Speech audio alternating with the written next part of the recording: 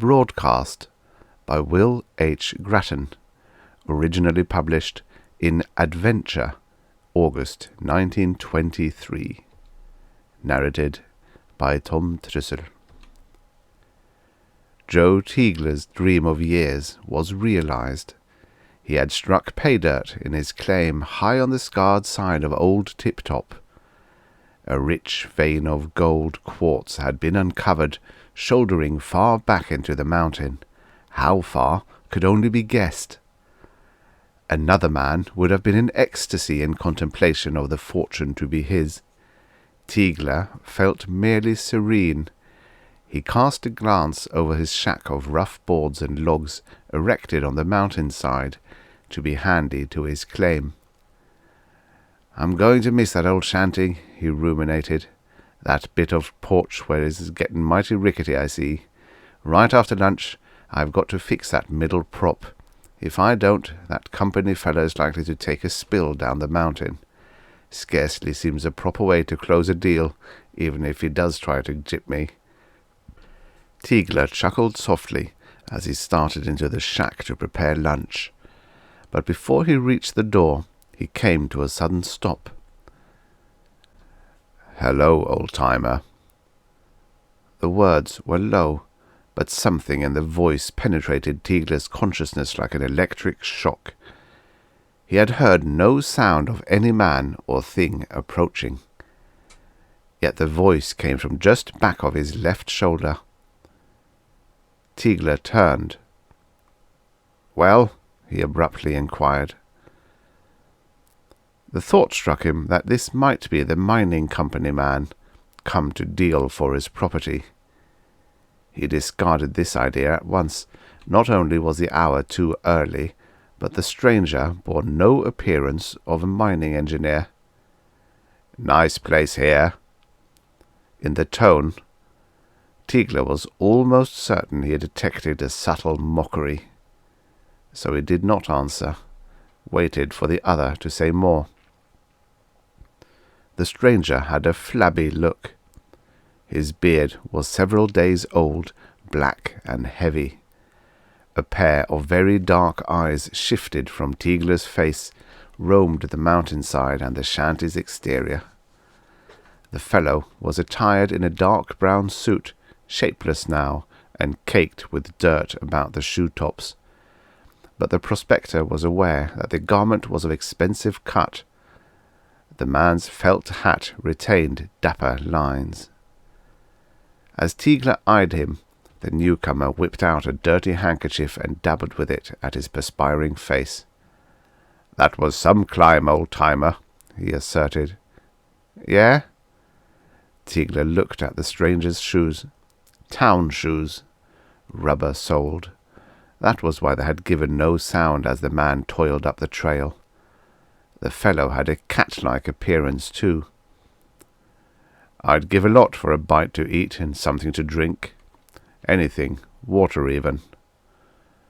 The stranger gave a short, sharp laugh. The laugh made plain a deep white scar starting near the right temple and disappearing into the stubble of his beard. "Come in," invited Teagler, and motioned to the steps, composed of two ends of logs. Once inside, the stranger's shifty eyes rested on the picture of a slim young girl in a velveteen gown and braids. "My daughter," said Teagler, who had been following the fellow's roaming glance. "Oh," remarked the stranger. "Good-looking kid. Where's she now?" "School," replied the prospector. "Back east." "Fine." The guest's gaze swerved to Teagler's preparation for lunch. He licked dry lips. "Set in," invited Teagler. Ravenously, the man partook of the food. After several mouthfuls of the meat, he looked up inquiringly. "Venison?" he asked. Teagler nodded. "Got him just back of the rimrock down Cincha Creek." He looked at the battered alarm clock on the shelf. The hands met at 12 o'clock. "Excuse me," said Teagler. "Music with our meals." He moved over to the wall, to the horn the stranger had observed and reached for a switch. "Radio?" asked the stranger. "I noticed the fixings." For answer, Teagler turned on the switch.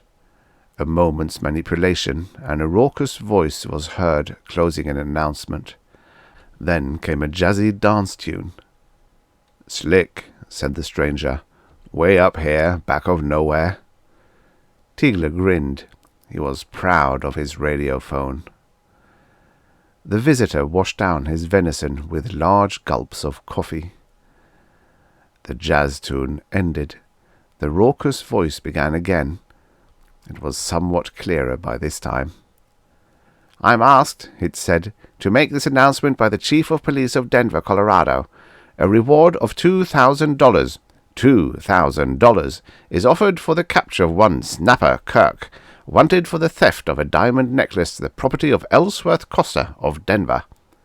Kirk is described as about 5 feet 8 inches in height. He has dark complexion and dark eyes, stocky in build. He was dressed when last seen in a dark brown suit and brown felt hat. Kirk can be easily recognized by a deep white scar on his right cheek, starting near the temple and ranging downward for more than 2 inches. Send any information to Chief of Police, Denver."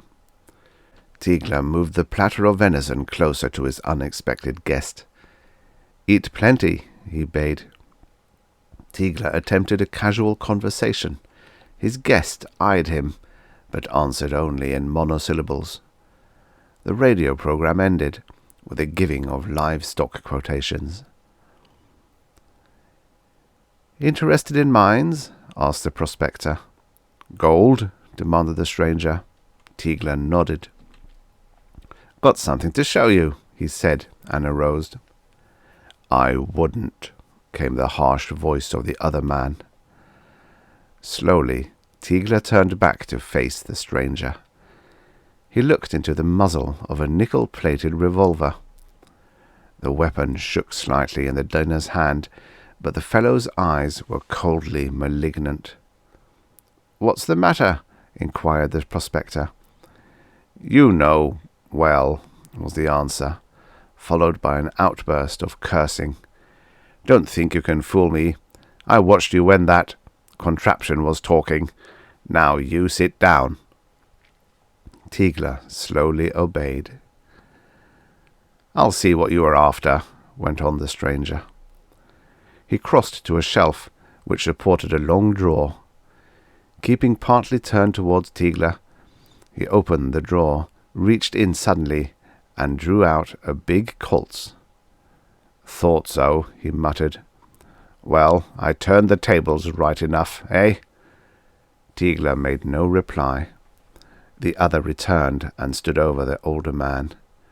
"Talk up, why don't you?" he demanded, shoving one gun close to the prospector's face. "You know who I am now, don't you?"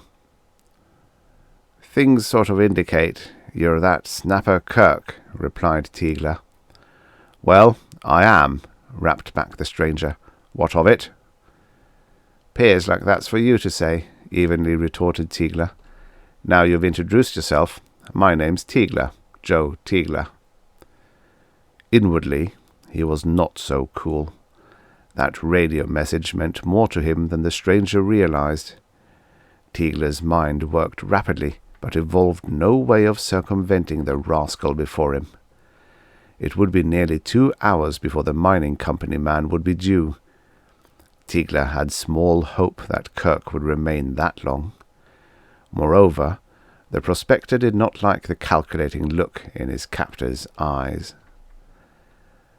The fellow moved away from him now, one gun, Teagler's, stuck in his pocket, the other ready in his right hand. He rummaged around among a collection of cans and miscellany in a corner of the shanty. "You missed something in that drawer," spoke Teagler. "I was going after some nuggets. Better take another look." "Want to trade, eh?" sneered Kirk.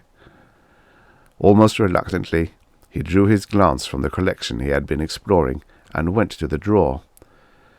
The revolver covered Teagler continuously. From the drawer, Kirk now drew a chamois bag. He emptied it, a dozen nuggets dropping out. "That's from my mine," said Teagler, intent on interesting the stranger in something besides the problem he knew the jewel thief was facing. Retorted Kirk, "They look mighty sick beside this." He fumbled in an inside pocket and brought out something wrapped in tissue paper. He unwound the paper and held up a glorious necklace. A streak of sunlight pouring through a tiny window struck sparkles that dazzled the prospector's eyes. "Mighty pretty," agreed Teagler. "Got any ideas how you're going to get rid of it?" "Plenty," answered Kirk. "That'll be easy. Curse my luck, though. Think of running into a radio outfit up here." His hands trembled as he returned the necklace to its wrappings and then to his pocket. "I don't want your nuggets," he said. His gaze seemed drawn back irresistibly to the cans in the corner. "Don't suppose there's another radio outfit in 100 miles, he snarled. Teagler smiled slightly. "Guess you're right," he acknowledged. Kirk stooped and lifted an old oil can, its spout spearing a piece of potato. The can seemed to fascinate him. He plucked away the potato and tipped the can. He poured out a few drops on the floor. Then he put down the can, and his eyes turned back to Teagler. "You got yourself in this," he muttered, "with that cursed wireless thing of yours." Teagler's muscles tautened as he read the other's thoughts. "You'd take a chance like that," he drawled. The prospector realized fear, nor was he ashamed of it. What an inglorious ending this would be to his years of hopes. "I'd as soon swing as go to the pen for a dozen years," replied Kirk. "Besides, they'd never catch me. No one has seen me here. They couldn't possibly connect me with it." He was arguing with himself, out loud, Teagler decided. The prospector's mind worked under feverish pressure. He sought to get back to calmer thinking. "How do you know I'd tell?" he asked. Kirk laughed harshly, mockingly. "Why wouldn't you?" he demanded. "Of course you'd tell. Think any promise you made me would be worth that." The crook snapped his fingers. "I know Costa," said Teagler. "Oh, you do? That's why you wouldn't tell him, eh? Or maybe you'd induce him to let me off easy." Teagler shook his head. "I should say not," continued Kirk. "He hasn't got me yet. I ran the risk to get these little pretties, and I'm going to cash in on them. You're not going to stop me either." He reached for a coil of rope on the wall and approached Teagler. "Put your hands behind your back," he ordered. In a little more than a minute, the prospector was securely tied, hands and feet. "I told you I knew Costa," insisted Teagler, as Kirk drew taut to the last knots. "There's something yet in that drawer you'd like to see. Open the little black box in there. It's unlocked. You'll find a paper that will interest you. Maybe it will save your life from the noose. If you see that, you'll think I ain't so likely to tell Costa." Kirk pulled out the designated paper, glanced at it hastily. Then he read it a second time, more carefully. "Now you see," urged Teagler. "This says Joseph Teagler is wanted for embezzlement of $25,000 from the same guy, Ellsworth Costa," said Kirk wonderingly. "You said your name was Teagler. That right?" The thief glanced sharply from the picture on the circular before him to the prospector's face. The photograph was of a man many years younger, clean-shaven, but the resemblance was unmistakable. "That's right," echoed Teagler. 12 years ago," went on Kirk. "Well, what about it? What's that got to do with me?" "Here I am, and I never did no time for that job," said Teagler. This is a pretty safe place up here. You headed right, Kirk. I was working for Costa, selling farmlands. I got my hands on some cash that looked easy, and I beat it. We could be partners." Kirk was thinking rapidly. "Where's the stuff?" he demanded. "What?" began Teagler. "The dough, the boodle, the 25 grand, insisted Kirk. "Oh, I've got a cash all right," said the prospector. "Don't you worry about that. Now you see why I won't turn you in." "I see more than that," declared Kirk. "You've got just one chance for your life, partner. That's to dig up that dough. Cash is what I need to make a getaway." Teagler appeared to be deliberating. "All right," he said at last. "I'll show you." "In the shanty here?" asked Kirk. Teagler shook his head. "Out by the mine. I'll show you." "Any tricks, and I'll blow you to everlasting," threatened the thief. He placed his gun on the table while he untied the hands of his captive.